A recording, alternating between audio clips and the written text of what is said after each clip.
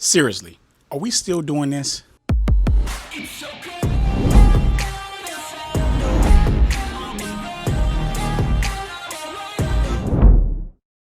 What's up, everyone? Devon Digital here. And listen, man, you already know the Pixel guy gotta speak out. First of all, I want to say this. I'm very salty that another year went by and Google didn't send me a Pixel. But it's fine because, as always, if they don't, I don't care. I'm always going to pre-order me a Pixel. I got the Olive Pixel 11 Pro. Not the big one this year, so I'll be covering the smaller model.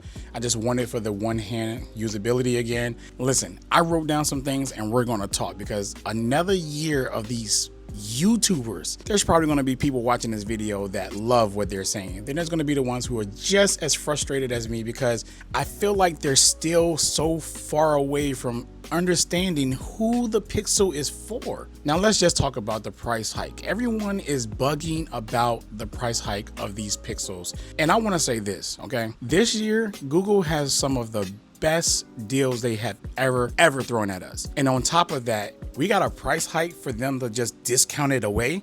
Basically, that's what they did this year. I don't care what Pixel you order, you're not gonna pay for that Pixel at the price that you paid for the last year's Pixel. I could almost guarantee that. I'm just assuming, but I could almost guarantee that. Because even with me, I paid $422 for my Pixel 11 Pro. I gotta say 11 Pro, I'm gonna be stuck on the 9 and the 10. 11 Pro, basically. And that's including their instant rebates, their trade-in deals, or whatever. I mean, you can find yourself a solid deal online, even if you have no phone to trade. They're still taking off $250 or $200, plus you get some stuff in your email. You can take off a little bit more. So the price hike came up to $100, but they're knocking off almost up to $300 without you having to need to do a trade-in or anything else. So what's the complaint?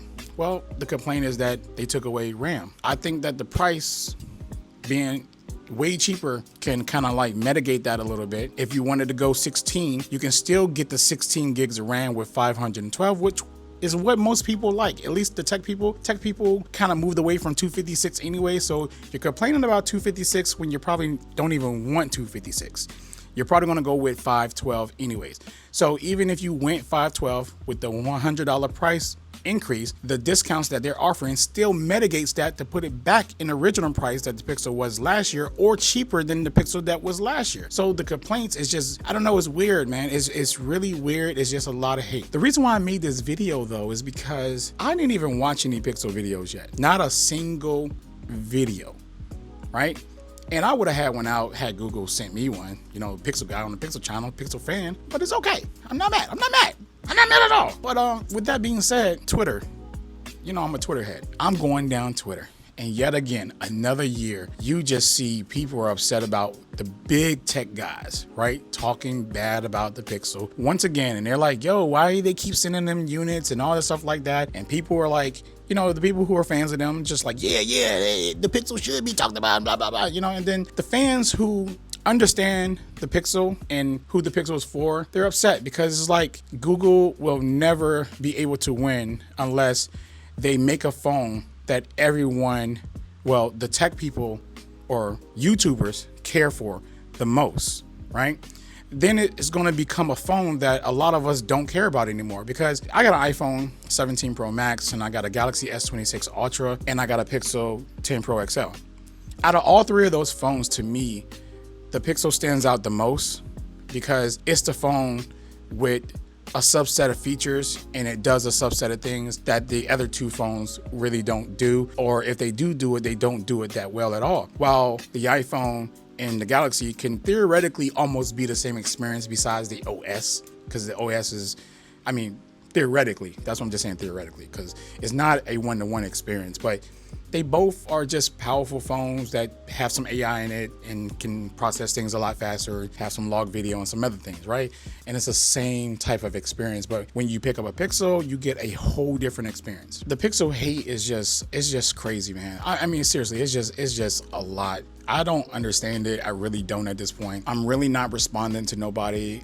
To be honest, I'm not really trying to defend Google because I'm very disappointed in the Pixel launch this year. There's things that I expected that I wanted, and no, it's not a new chip, you know, but there's things that I expected that Google didn't do. So yeah, even as a Pixel fan, I'm a little upset. I will let you guys know what those things are in my videos, because I'm not gonna put it here. This is just me ranting. But yeah, I'm not oblivious to, you know, the lack of things that they do, but for the sake of everything, man, just stop thinking that Google is, you know what, let me just say this. I was a car salesman for about, I don't know, like 5 months, sold a crap ton of cars. And one thing I noticed is that a lot of the cars on the lots are almost, if not the same exact price. And they all have different features, right?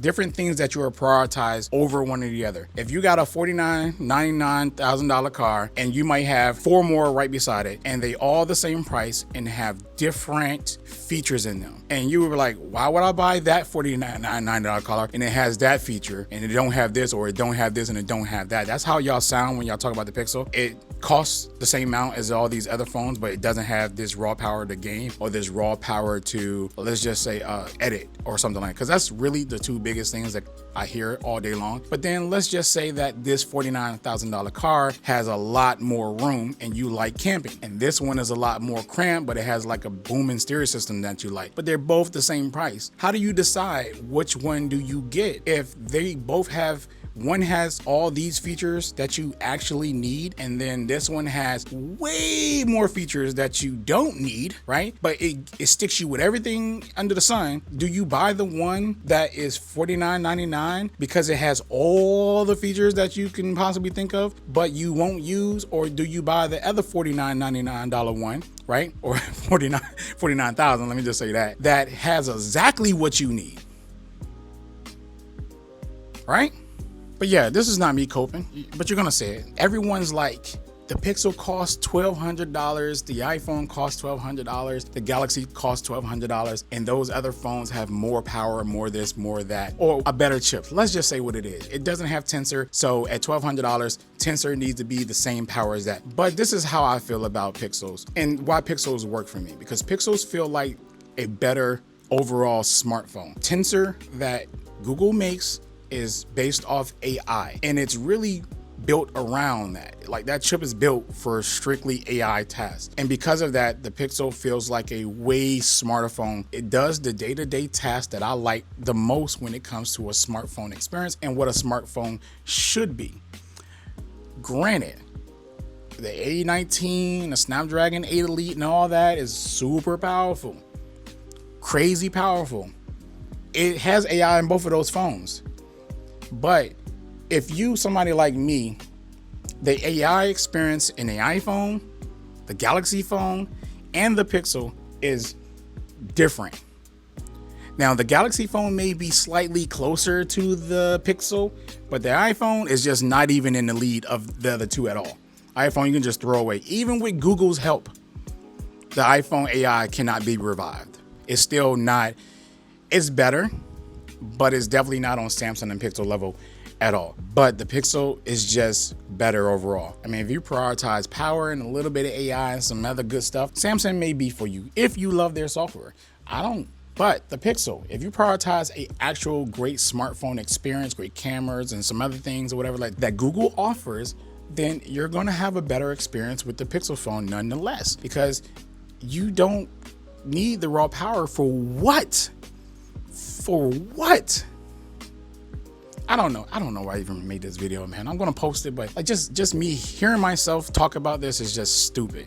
This whole video is just stupid, man. And after this year, I'm over this. I'm just gonna keep getting the Pixels every year. I'm gonna keep using them. I'm gonna keep making my videos, and I'm just gonna ignore all this nonsense every year, because this is just, I shouldn't be making this video. This is stupid for me making this video. I just said it a 3rd time. In fact, I'm gonna end the video here. I don't even want to talk about this no more. This is I feel like between like these big YouTubers, they're just so far out of touch to the average consumer. It's ridiculous. And then the people who rally behind them, they're the same. They just so far out of touch when it comes to tech. They think that you have to have the greatest benchmark numbers and the highest bit rates, the highest frame rates, and all this stuff like that for tech to be good. That is ridiculous. That is ridiculous. There's a lot of great tech out here that doesn't hit a certain scale that everyone needs to have before it to be good. It just, man, I just